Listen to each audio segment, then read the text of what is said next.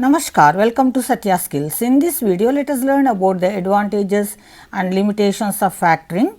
In the last video, we learned about introduction, meaning, mechanism of factoring.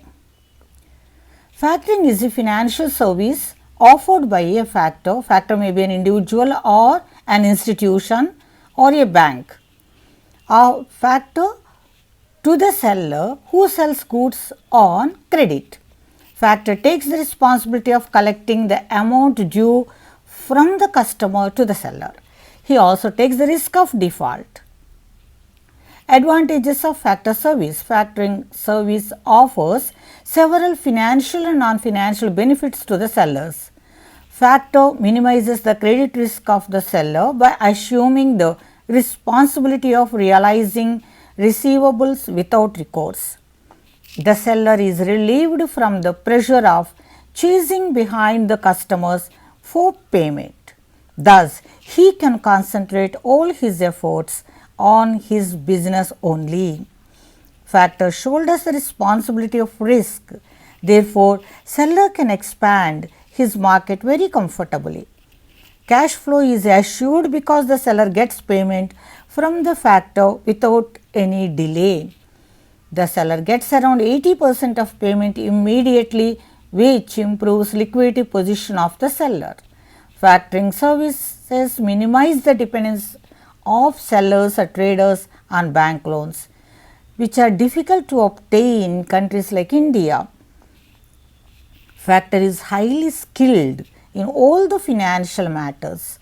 They handle sales ledgers and other related tasks more professionally. Factor is responsible for reduced debt burden of the sellers and the suppliers.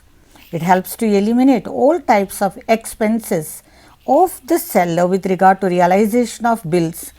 Thus, it improves the profitability of the business firm. Factoring services help in improving the financial position of the enterprise. It improves credit discipline among the customers through regular realization of dues, efficient administration of sales ledgers, liquidity position and reduction of credit risk.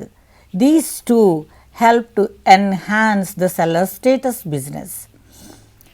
Factors enable the sellers to minimize bad debts and also bad debt reserves. They need not keep lot of reserves for bad debts. That is the greatest advantage. The factor in return gets regular income in the form of commission, that we already learned in the previous video. Though there are several uses, there are some limitations of factoring, such as factoring is a costly service.